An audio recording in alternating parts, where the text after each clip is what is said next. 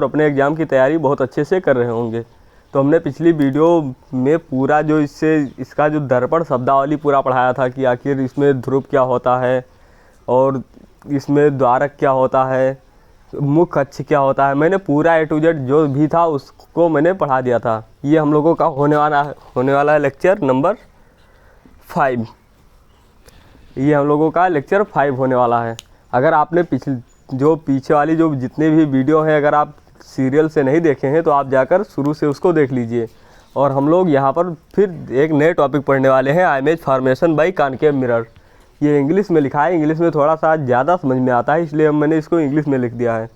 मतलब यहाँ पर होता है इमेज मतलब होता है प्रतिबिंब, फॉर्मेशन मतलब होता है बनना, बाई मतलब होता है इससे, कॉनकेव मतलब होता है अवतल, मिरर का मतलब होता है दर्पण। मतलब कि अवतल दर्पण से प्रतिबिंब निर्माण, आखिर अवतल दर्पण से प्रतिबिंब निर्माण कैसे होता है इसके बारे में हम लोग समझने वाले हैं कि आखिर जो ये शीशा बना होता है, कितना इंटरेस्टिंग टॉपिक है यहाँ पर कि शीशे से प्रतिबिंब बनता कैसे है।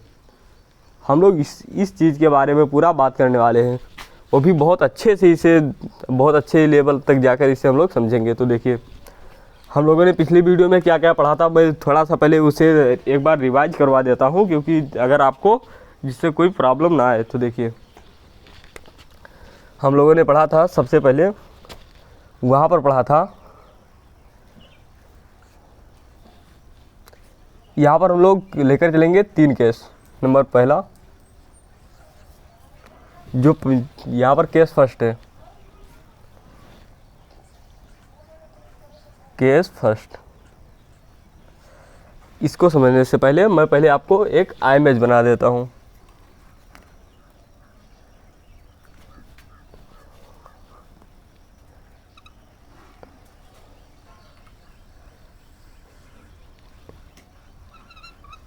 यह हम लोगों का क्या होता था, इसे हम लोग कहते थे अवतल दर्पण। ये होता था अवतल दर्पण जिसके पीछे यहाँ पर क्या होता था, कलई, इस प्रकार से। अगर जो पीछे यहाँ पर कलई होता था तो परावर्तन किससे होता था, इस प्रकार से बिल्कुल धसे हुए तल का मतलब क्या होता था, अगर यहाँ पर मेरे हाथ को अगर माने तो जो इस प्रकार से होता था, मतलब कि इसके अंदर एक प्रकार से हल्का सा बिल्कुल कर्व होता था अंदर की तरफ और इसी से परावर्तन होता था। अवतल दर्पण में जो होता था इस प्रकार से उठा हुआ होता था, उससे परावर्तन होता था। तो इतना आप लोग जानते होंगे। फिर इसके बाद में हम लोग क्या करते थे, एक सीधी लाइन खींचते थे, कहाँ से लेकर, यहाँ से,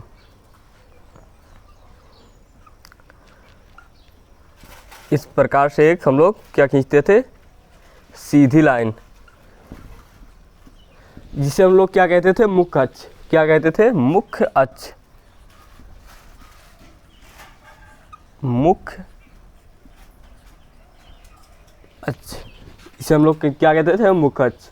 और यहाँ पर देखिए जो यहाँ से लेकर यहाँ तक की जो दूरी होती थी यम, यहाँ अगर हम लोग यम मान ले और इस वाले जो पॉइंट को अगर यन मान ले, मतलब कि यहाँ से लेकर जो यहाँ तक की जो दूरी क्या कहलाती थी, द्वारक कहलाती थी। क्या कहलाती थी, यम और यन की दूरी द्वारक कहलाती थी। और यहाँ पर जो यम जो एक प्रकार से पूरा गोला होता था, तो अगर ये गोला है पूरा इस प्रकार से डाट डाट करके अगर हम लोग मिलाएं, ये पूरा एक प्रकार से गोले का अगर ये भाग होता था तो उसका जो कि यहाँ पर केंद्र होता था, जिससे हम लोग सी से डिनोट करते थे, वो क्या कहलाती थी, वक्रता केंद्र, वक्रता केंद्र। ये वक्रता केंद्र हो गई। और जो सी से लेकर और ये यम जो द्वारक होता था, ये जो द्वारक का जो बीच का ये होता था कि द्वारक का मध्य बिंदु जिसे हम लोग कहते थे, उससे हम लोग पी से डिनोट करते थे, जिसे हम लोग क्या कहते थे, ध्रुव, इसे लोग ध्रुव कहते थे। और यहाँ पर हाँ, मुख्य अक्ष ध्रुव, वक्रता केंद्र, ठीक है। और जो यहाँ से लेकर सी से लेकर पी तक, यहाँ तक की जो पूरी दूरी होती थी, इसे हम लोग आर से डिनोट करते थे, किससे, कैपिटल आर। मतलब सी से लेकर जो पी तक की पूरी दूरी होती थी इसे हम लोग किससे डिनोट करते थे, आर से डिनोट करते थे, फिर यहीं पर हम लोग जो केस फर्स्ट अगर हम लोग लेकर चले तो यहाँ पर केस फर्स्ट क्या होगा, अगर कोई, जो हम लोगों ने पढ़ा था कि अगर कोई किरण मुख्य अक्ष के समांतर आती है तो वह परावर्तन के पश्चात फोकस बिंदु से होकर गुजरती है। ये हमने आपको पढ़ाया था कि अगर कोई यहाँ पर प्रकाश की जो किरण है, अगर जो इस समांतर अक्ष जो इसके अगर जो बिल्कुल समांतर आ रही है तो बाद में कहाँ से गुजरेगी, मुख्य फोकस से फोकस बिंदु से होकर गुजरेगी। तो देखिए कैसे हम लोग बात करने वाले हैं कि आखिर समांतर होता क्या है। पहले अगर ये कोई लाइन है, ये दूसरी लाइन है और ये है एक तीसरी लाइन, एक चौथी लाइन, तो यहाँ पर देखिए ये और ये लाइन क्या समांतर है। समांतर का मतलब होता है कि यहाँ से चाहे हम लोग मापें, चाहे यहाँ से मापें, चाहे यहाँ से, सभी की दूरी यहाँ पर बिल्कुल बराबर आना चाहिए, मतलब कि अंतर दोनों का समान होना चाहिए। और दूसरा ये है, देखिए यहाँ से अगर मापेंगे हम लोग तो यहाँ पर कुछ, यहाँ पर दूरियाँ कम है तो इसलिए कम दूरी आएगी, यहाँ पर ये और बड़ा हो गया है, ये और बड़ी दूरी आएगी। और इसे एक और इसमें होता है कि अगर जो डाट डाट डाट इस प्रकार से हम लोग करें तो ये कभी मिल नहीं सकती है, चाहे जितना इधर बढ़ा दें चाहे इधर जितना भी बढ़ा दें मिलेगी नहीं। अरे भाई इस प्रकार से जो समांतर है बढ़ती चली जाएगी, कभी मिलेगी ही नहीं। लेकिन ये वाला है, इसे हम लोग थोड़ा सा अगर यहाँ पर बढ़ाएंगे तो ये जाकर मिल जाएगी।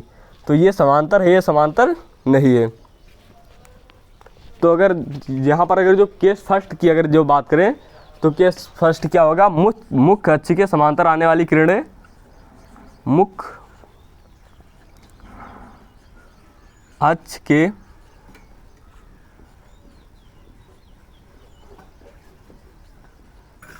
समांतर मुख्य अक्ष के समांतर आने वाली किरणें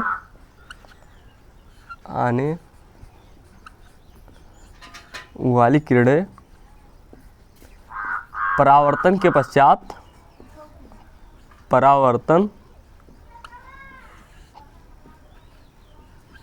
पश्चात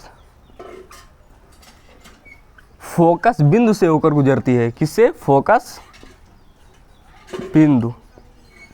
बिंदु से होकर गुजरती है, बिंदु से होकर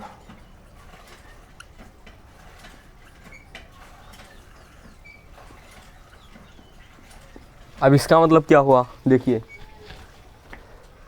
अगर कोई किरण यहाँ से आ रही है, लेट्स सपोज दैट ये मान लीजिए एक किरण है कोई, इस प्रकार से ये किरण अगर इस प्रकार से आई, मतलब कि इस प्रकार से यहाँ से आई, इसके बाद में जब यहाँ से परावर्तन हुआ तो इस प्रकार मुड़ गई। फिर यहाँ पर वही क्वेश्चन कि सर जब ये सीधी आई थी तो इधर क्यों मुड़ गई। सबसे पहले हम लोग बात करते हैं कि इस पर, अब पहले एक बार देखिए,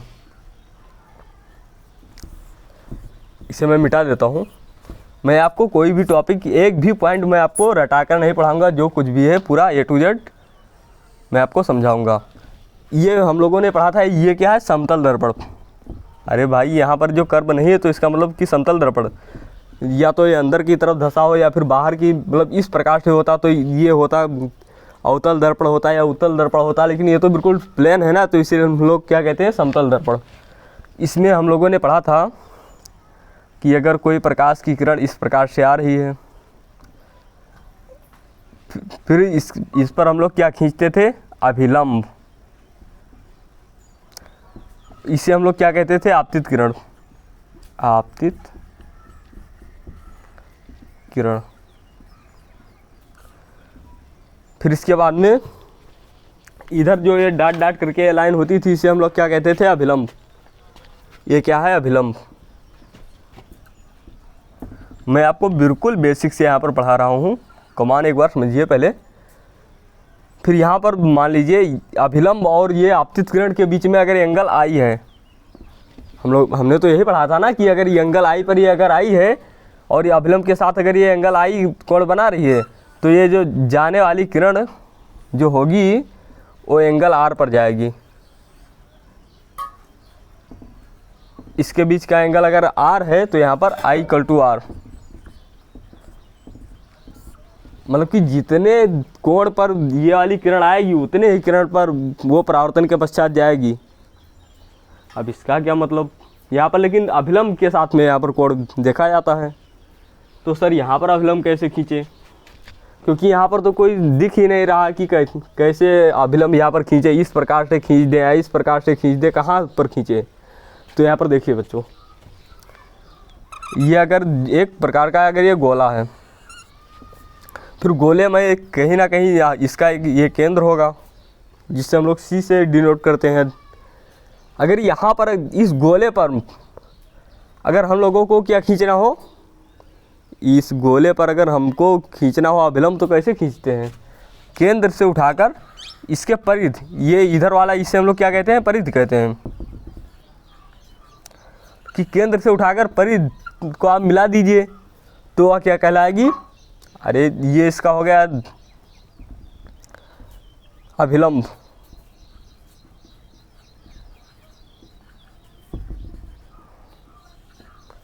फिर अगर यहाँ पर अभिलंब खींचना हो तो डायरेक्ट उठाकर यहाँ पर मिला दीजिए, लेकिन शर्त ये है केंद्र से आपको मिलाना है। फिर अगर यहाँ पर खींचना हो अभिलंब तो यहाँ से उठाकर यहाँ पर मिला दीजिए, यहाँ पर खींचना हो तो यहाँ पर से उठाकर यहाँ पर सिर्फ आप खींच दीजिए। तो यहाँ पर क्वेश्चन ये उठता है कि सर आप इसे क्यों बता रहे हैं, क्योंकि देखिए बच्चों, ये वाला जो ये पूरा है एक प्रकार के गोले का ही तो भाग है। ये जो अवतल दर्पण हम लोग पढ़ रहे हैं ये गोले का ही भाग है, और गोले पर अगर हमने आपको बताया कि कैसे हम लोग अभिलंब खींचते हैं। तो देखिए क्या करना है, इस जो यहाँ पर केंद्र है उसे हम लोग परिध से मिला देंगे, तो यही तो इसका परिध है। अरे भाई अगर इसे हम लोग पूरा गोला माने तो यही तो यहाँ पर परिध है। तो यहाँ पर केंद्र मतलब कि यहाँ पर जो सी है, सी को उठाकर हमने यहाँ पर मिला दिया, तो ये क्या क्या कहलाएगी, इसे हम लोग यस मान लेते हैं, जिसे हम लोग कहेंगे अभिलंब। आप कहेंगे कि सर ये तो बिल्कुल क्लियर हो गया, 100% क्लियर। तो अगर ये एंगल आई से यहाँ पर अगर आई थी तो ये एंगल आर पर इधर निकल गई, लेकिन ये angle I equal to angle R होगा या नहीं। और ये जिस बिंदु से होकर यहाँ पर गुजरी है इसे हम लोग क्या कहते हैं, फोकस बिंदु। फोकस बिंदु। इतने में अगर आपको कोई प्रॉब्लम हो तो आप एक बार पूछ लीजिए, क्योंकि अगर ये वाली किरण अगर एंगल आई से आई थी तो एंगल आर पर अगर यहाँ पर जाएगी, मतलब जितने कोण पर यहाँ पर आई थी उतने ही कोण पर चली जाएगी। तो ये इतने कोण पर आई थी तो इतने ही कोण पर ये नीचे चली गई। इतने में तो आपको कोई प्रॉब्लम नहीं होना चाहिए। एक बार देख लीजिए आप पूरा।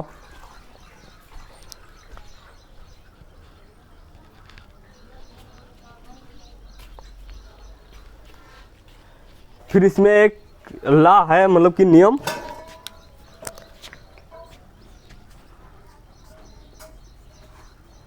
एक नियम है जिसे हम लोग कहते हैं लॉ ऑफ ऑप्टिकल रिवर्सिबिलिटी।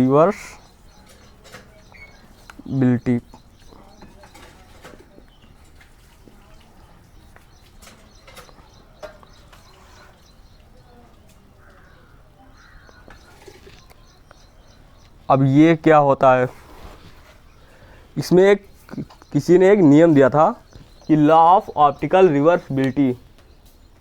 अब इसका मतलब क्या हुआ, देखिए अगर यहाँ पर इसका उल्टा, कमान एक बार समझिए पूरा, कि अगर कोई भी अगर प्रकाश की किरण यहाँ से मतलब कि मुख्य अक्ष के अगर जो समांतर आएगी और यहाँ पर जो परावर्तन होगा तो ये फोकस बिंदु से होकर गुजरेगी। कमान एक बार समझिए पूरा, कि अगर कोई भी यहाँ पर जो किरण यहाँ से आई, इसके बाद में यहाँ पर जो अवतल दर्पण से यहाँ पर परावर्तन हुआ, तो ये किससे, फोकस बिंदु से होकर गुजरती है। फोकस बिंदु को हम लोग किससे डिनोट करते थे, यहाँ पर एफ से डिनोट करते थे। यहाँ पर कैपिटल एफ से हम लोग डिनोट करते थे। कमांड एक बार पूरा फिर से समझिए। जो कोई भी अगर यहाँ पर एक किरण आई, जिसके बाद में अवतल दर्पण से यहाँ पर टकराई, इसके बाद में कहाँ पर जाएगी, फोकस से होकर जाती थी, फोकस बिंदु से। तो आप कहेंगे ये तो सर हम जानते हैं। तो अगर आप इसे जानते हैं तो लॉ ऑफ ऑप्टिकल रिवर्सिबिलिटी ये भी उसी प्रकार से बिल्कुल सेम, ये इसका उल्टा है। उल्टा मतलब क्या हुआ, देखिए ये नियम कहता है कि अगर कोई किरण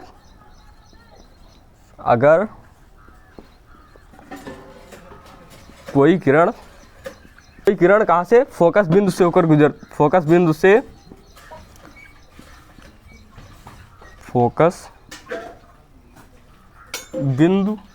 से आती है।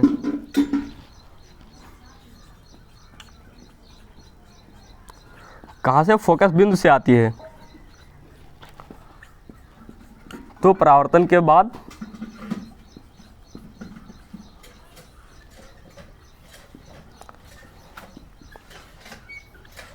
मुख्य अक्ष के समांतर हो जाएगी।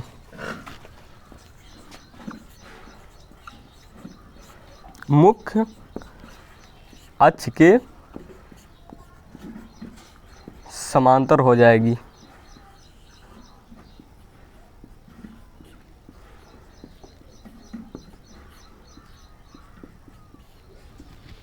बस सिर्फ लॉ ऑफ रिवर्सिबिलिटी सिर्फ इतना ही कहना चाहती है, मतलब कि अगर प्रकाश किरण मुख्य अक्ष के आने पर मतलब फोकस बिंदु से गुजरती है, अगर प्रकाश फोकस बिंदु से आए तो आप परावर्तन के पश्चात मुख्य अक्ष के समांतर जाएगी। अब ये कैसे जाएगी, अब हम लोग इसके बारे में पूरा समझते हैं। देखिए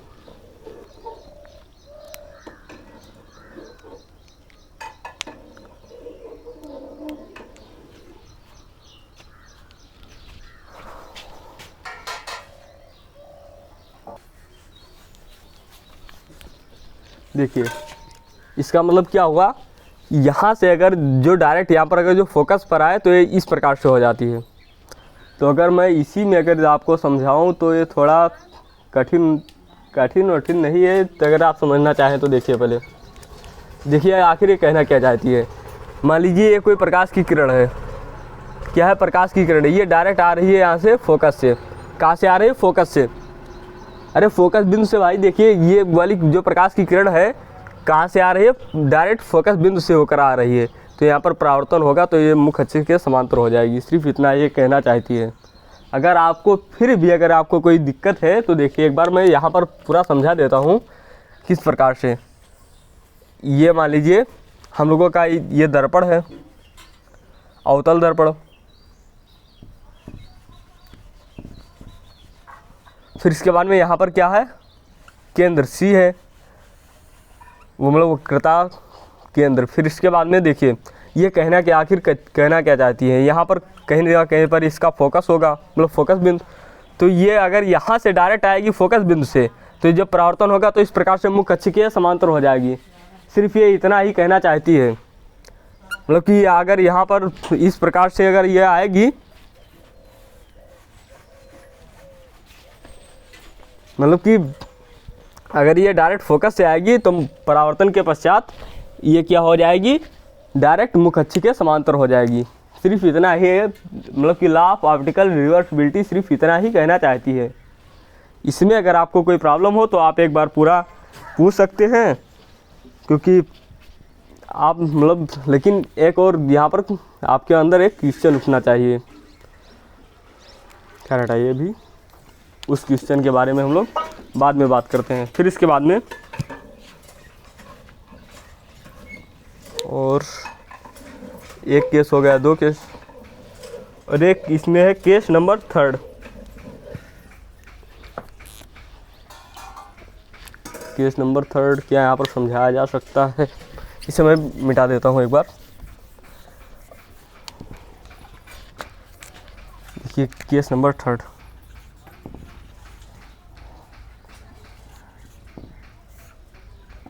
केस नंबर यहाँ पर 3 है। अगर प्रकाश किरण वक्रता केंद्र पर आपतित हो, वक्रता केंद्र से आए तो वह उसी मार्ग पर वापस लौट जाती है, उसी मार्ग पर वापस लौट जाती है, वापस लौट जाती है। देखिए कैसे,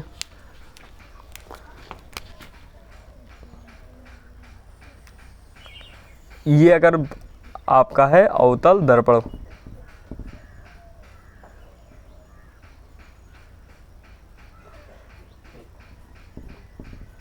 ये हो गया आपका अवतल दर्पण। और यहाँ पर इसका जो एक केंद्र था, वक्रता केंद्र यहाँ पर सी था, और यहाँ सी से यहाँ पर एक पोल था P, जिसे हम लोग कहते थे, और जो C से और जो P की पूरी दूरी थी इसे हम लोग क्या कहते हैं, वक्रता त्रिज्या कहते थे। तो यहाँ पर क्वेश्चन ये है कि अगर जो कोई प्रकाश की किरण, मान लीजिए अगर यहाँ पर फोकस अगर इसके समांतर आएगी तो इस प्रकार से मुड़ेगी, अगर डायरेक्ट ये फोकस पर अगर यहाँ पर गिरेगी तो इस प्रकार से समांतर हो जाएगी। लेकिन क्या पता, प्रकाश है ही कि डायरेक्ट यहाँ पर अगर जो C पर गिर जाए तब क्या होगा, मतलब कि इस प्रकार से आए और डायरेक्ट यहाँ पर गिर जाए। कमान एक बार फिर से इसे आप समझने की कोशिश कीजिए, मतलब कि डायरेक्ट यहाँ से अगर आए प्रकाश यहाँ से डायरेक्ट आए और ये डायरेक्ट यहाँ पर केंद्र पर ही गिर जाए तब क्या होगा। तो हमने यहाँ पर पढ़ा था कि पहले हम लोग इस पर अभिलंब खींचते हैं। अभिलंब कैसे खींचा जाएगा, यहाँ पर केंद्र से यहाँ हम लोग मिला देंगे, मतलब केंद्र से परिध को हम लोग मिला देंगे। तो ये तो पहले से ही यहाँ पर केंद्र से परिध पहले से ही मिला है, तो इस पर हम लोग कोण कैसे खींचेंगे। तो देखिए, अभिलंब खींचने के लिए यहाँ से लेकर जब यहाँ पर हम लोग मिलाएंगे तो ये लाइन यहीं पर आएगी, मतलब कि इसी के ऊपर बिल्कुल। कमान एक बार समझिए, अगर ये एंगल I और एंगल R था, अगर जो इसका कोण अगर 0 हो जाए तो अभिलंब भी इसका, ये आपतित किरण और अभिलंब एक ही नहीं हो जाएंगे। तो देखिए, ये अगर बिल्कुल यहाँ पर केंद्र से लेकर यहाँ पर आई थी और यहाँ इस केंद्र मतलब अभिलंब और इस जो आने वाली किरण इसके बीच में जो कोण बिल्कुल 0 डिग्री बढ़ रहा है, मतलब कोई कोण ही नहीं बढ़ रहा है, तो यह उसी मार्ग पर सीधा वापस लौट जाएगी। क्योंकि यहाँ पर ये एंगल ही नहीं है ना कि मतलब जितने एंगल पर आएगी उतनी ही एंगल पर जाएगी। तो यहाँ पर 0 एंगल पर आई थी, तो कि अभिलंब और इसके बीच में कोई कोण ही नहीं बन रहा था, तो बिना कोई कोण बनाए बिल्कुल सीधा उसी मार्ग पर वह वापस लौट जाएगी परावर्तन के पश्चात। यहाँ पर सिर्फ ये 3 केस थे। फिर इसके बाद में हम लोग बात करते हैं एक दो जो यहाँ पर छोटे छोटे यहाँ पर डिफिनेशन है, इसके बारे में हम लोग बात कर लेते हैं। मैं एक बार देख लूँ आपको दिख रहा है या नहीं, क्योंकि सबसे ज़्यादा प्रॉब्लम होता है कि आपको दिखना चाहिए, क्योंकि मैं इतना मेहनत करके आपको पढ़ाऊँ, आपको कुछ दिखे ही नहीं तो मज़ा नहीं आएगा। एक है, इसे आप एक प्रकार से पॉइंट मानकर आप इसे आप याद कर लीजिएगा।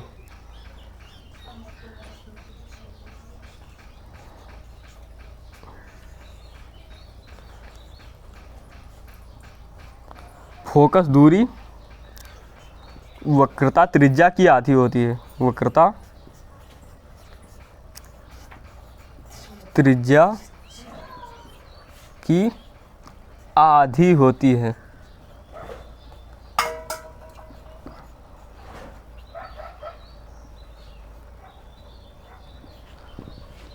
फोकस दूरी वक्रता त्रिज्या की आधी होती है, मतलब कि F = R/2।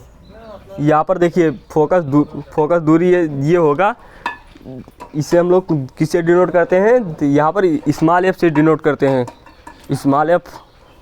और यहाँ पर देखिए जो यहाँ पर फोकस दूरी हुई R/2। अब ये फोकस दूरी क्या होता है, ये देखिए यहाँ पर फोकस बिंदु था, यहाँ पर P था, इसके और इसके बीच की दूरी, सिर्फ F और P के बीच की जो दूरी थी इसे हम लोग क्या किससे डिनोट करते थे, F से। तो यहाँ पर देखिए फोकस दूरी यहाँ पर मतलब कि वक्रता त्रिज्या की आधी होती है। तो हम लोग दूसरे शब्दों में क्या कह सकते हैं, ये भी तो कह सकते हैं R = 2F, मतलब कि वक्रता त्रिज्या फोकस दूरी की दोगुनी होती है।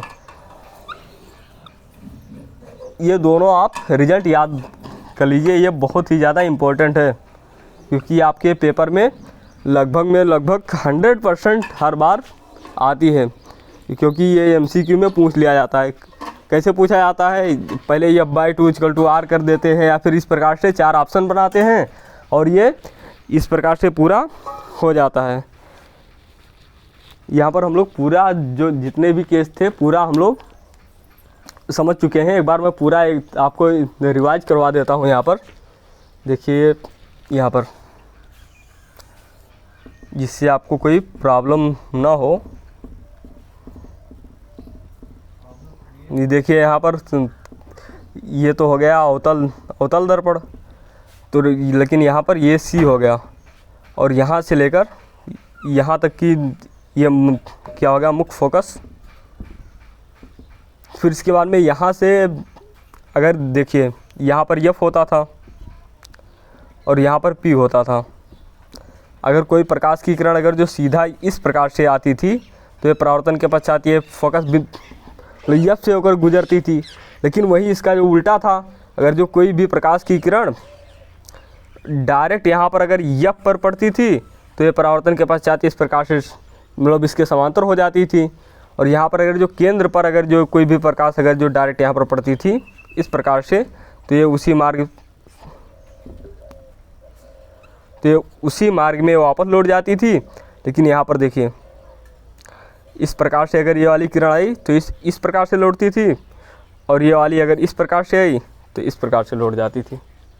इतना ही था इसमें। अगर आपको थोड़ा बहुत अगर प्रॉब्लम हो तो आप समझ पूरा, अगर जिस भी आपको टॉपिक में अगर कोई भी प्रॉब्लम हो तो आप एक बार पूरा मुझसे पूछ सकते हैं। और बाकी अगर ये एग्ज़ाम में आने वाला तो है नहीं, इसमें सिर्फ इतना ही इम्पोर्टेंट है, ये वाला आ सकता है। लाभ ऑप्टिकल रिवर्सिबिलिटी ये बहुत कम ही आता है, मतलब आने का संभावना बिल्कुल पॉइंट में रहता है, 0 पॉइंट इस प्रकार से। तो आज के लिए हम लोग इतना ही रखते हैं, तो मिलते हैं अगली वीडियो में। अगर आप चैनल पर नए हो तो चैनल को आप सब्सक्राइब कर लीजिए और बेल आइकन को ऑन कर लीजिए, जिससे मैं जब भी नया वीडियो डालूँ तो उसका नोटिफिकेशन आपको मिलता रहे। धन्यवाद।